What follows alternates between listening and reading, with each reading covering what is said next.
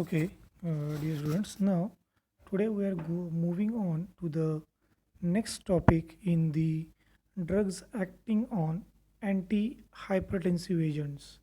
Till the point of time, we have covered the agents which are used for treating the angina pectoris. Now, from today, we are going to start with the anti-hypertensive agent. So now these categories of the drug, they are basically used for treating the elevated blood pressure. Now, if we going to see the syllabus point wherein what has been covered into the topic called as anti-hypertensive agent, then we will find the different classes of the drug. For example, the alpha blockers, then beta blockers, some ACE inhibitors, some angiotensin 2 receptor antagonist, and some miscellaneous classes, that means methyl dopa, clonidine, guanethidine, reserpine, hydralazine. So these are the syllabus content from this topic called as anti-hypertensive agent. So now first we need to understand what do you mean by the hypertension and how we can use the different drugs for treating the hypertension. So now first let us understand what do you mean by blood pressure. So this blood pressure is actually calculated by using the two parameters. So the parameter number one is cardiac output and number second parameter is the TPR. So the blood pressure is equal to the cardiac output multiplied by total peripheral resistance. So now, so this TPR is nothing but the resistance by either vessels or arteries. So now, if let us see the meaning of the hypertension and the blood pressure. So now suppose this is the heart and heart is pumping the blood to the different organs which is shown by the red, and then the impure form of the blood again coming to the heart. So this is the pumping action of the heart. So now this blood pressure is actually, it consists of the two main parameters. So that is the systolic BP, systolic blood pressure. So it is the pressure on arteries when the heart pump out the blood, isn't it? That is the systolic blood pressure. And diastolic means it is the pressure on arteries when heart is filling back the blood, isn't it? So the sorry. So the normal blood pressure is about 120/80. This is the normal value of systolic and diastolic blood pressure. So now when this blood pressure is going above the normal values, then we can say that a patient is suffering from the hypertension. So hypertension is the thing where it means the high blood pressure. So the antihypertensive agents are those agents which are used to treat the elevated blood pressure, isn't it? So these agents are basically the vasodilators, which are basically going to reduce the increased hypertension or increased pressure onto the blood vessels, isn't it?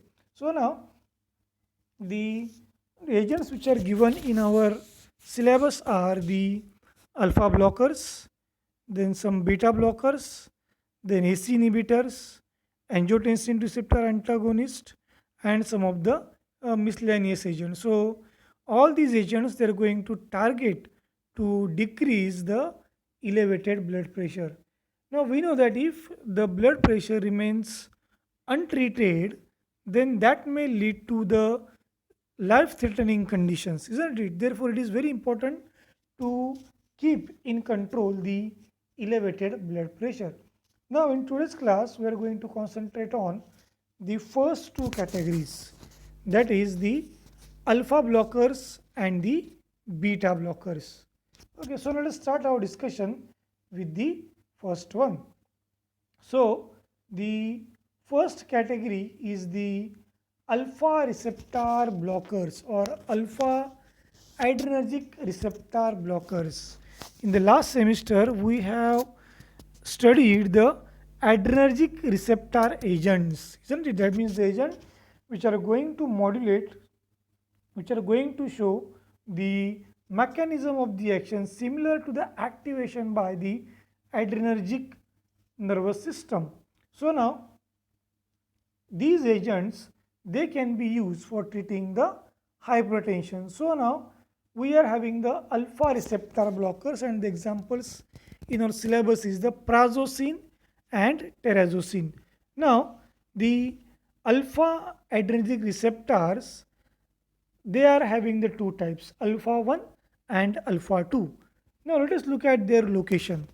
So the alpha 1 receptors, they are typically located at the vascular smooth muscles, visceral smooth muscles, radial smooth muscles of the iris, CNS of the CNS neurons. Then alpha 2, they are present some at presynaptic terminal, then pancreatic islets, platelets, ciliary epithelium, smooth muscles, and the CNS neurons. So these are the locations where these receptors are located, and we are going to target this alpha receptor so that we will have the hypotensive effect. So now the prazosin and terazosin, these are the examples in our syllabus for the alpha receptor blockers. So these are selective alpha 1 receptor blocker. Alpha 1, it is one of the type of alpha adrenergic receptor. So prazosin and terazosin both are the selective alpha 1 blocker. It shows anti-hypertensive effect by peripheral vasodilation as a result of its blockage of alpha 1 adrenergic receptor. So in ligand binding study, prazosin hydrochloride has 5000 fold greater affinity for alpha 1 receptors than some alpha 2 adrenergic receptor. Okay, so this is the selectivity between affinity for either alpha 1 or alpha 2. So prazosin, it is having 5000 times more affinity towards alpha 1 receptor. So basically it is going to target the vascular smooth muscles, isn't it? Okay, let us look at the structure and the IUPAC name of the prazosin. Okay, so it is the piperazine derivative. So prazosin, it is the 1 in bracket 4 amino 6,7 dimethoxy 2 quinazolinil 4 in bracket 2 furoyl piperazine. So it is the complete IUPAC name of the prazosin. So this drug is readily absorbed, and the plasma concentration reaches a peak about 3 hours after the administration, and the plasma half-life of this drug is in between 2 to 3 hours. So this is the selective alpha 1 blocker. Now next drug is the terazosin. So simply what we did is that we have just saturated this furan ring and we have got the terazosin. So now let us look at its IUPAC name. 1 in bracket 4 amino 6,7 dimethoxy 2 quinazolinil 4 tetrahydro 2 furoyl piperazine. So now it possesses the similar selective properties of specifically inhibiting the alpha 1 adrenergic receptor. This drug is slightly less potent than prazosin. So this terazosin has half-life of approximately 12 hours, which is much longer than the prazosin, and therefore we are using once a daily dose to control the hypertension in many patients using the terazosin. So that is the advantage over the prazosin. So this is the example given in our syllabus for the alpha blockers for treating the hypertension. So the next agent in our discussion are the beta blockers, which are routinely used for treating the hypertension. So the examples given in our syllabus are the propranolol, then timolol, and atenolol.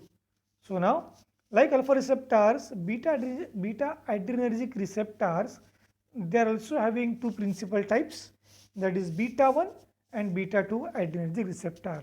So what is the location of beta 1 and beta 2?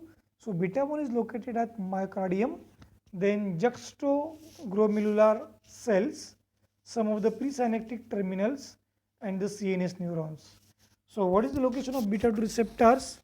It is located at visceral smooth muscles, vascular smooth muscles, liver, myocardium, skeletal muscles, some presynaptic terminals, and the CNS neurons. This is the location of the beta adrenergic receptors, isn't it?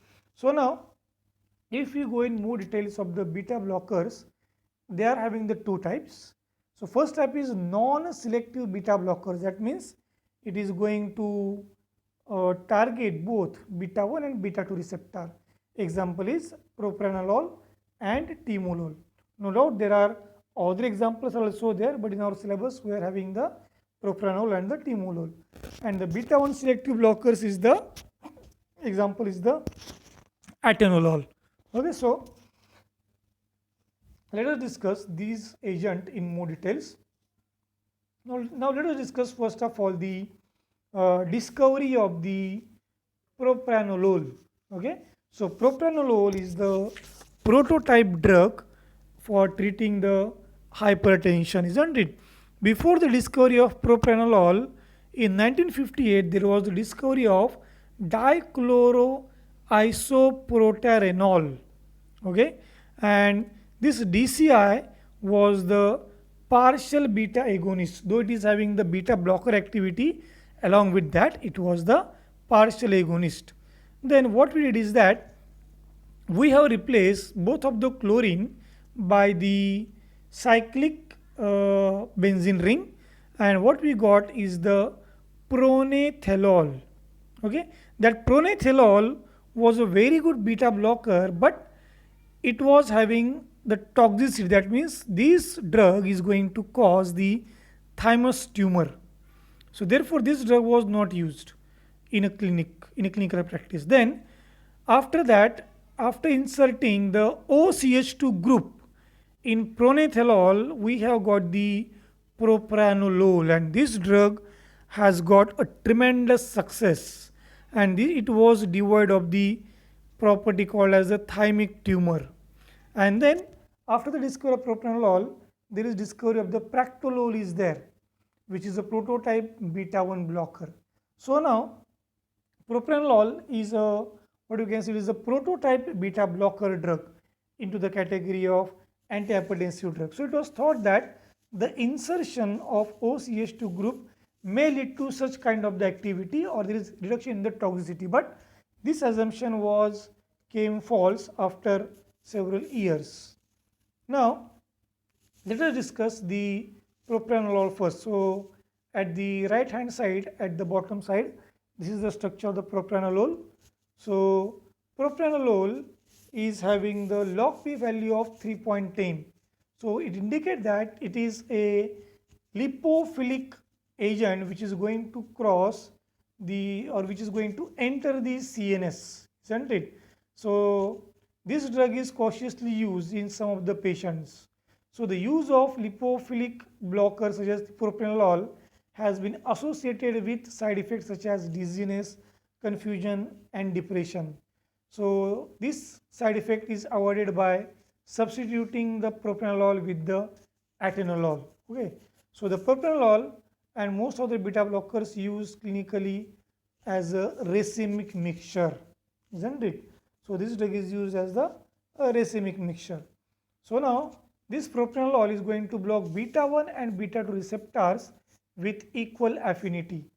So this drug is used for treating the hypertension, cardiac arrhythmias, angina pectoris, post myocardial infarction, then hypertrophic cardiomyopathy, then pheochromocytoma, migraine prophylaxis, and some essential tremors. In addition, because of its high lipophilicity of 3.10, its ability to penetrate CNS, propranolol is found to use for treating the anxiety, and some of the investigation for use in the schizophrenia, it is going under. So this is the information all about the propranolol. So let us look at the metabolism of the propranolol. So there are two principal derivatives. One of the derivative is the hydroxy derivative which is at the bottom, and the principal derivative is the naphthyloxyacetic acid. These two are the important metabolic product of the propranolol. So propranolol is the example of non-selective beta blocker. That means it is going to block both beta 1 and beta 2. Next example in this class is the timolol. Okay, look at the structure, timolol.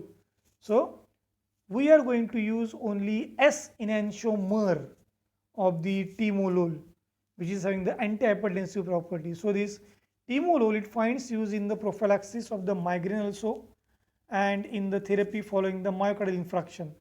Timolol undergoes first pass metabolism, but not to the same extent as that of the propranolol dose. So it is used typically to treat the open angle glaucoma also. So this is the structure of the timolol, and it's used as antihypertensive and for treating the glaucoma. Next drug in our category is the selective beta 1 blocker, that is the atenolol. Look at the structure of atenolol.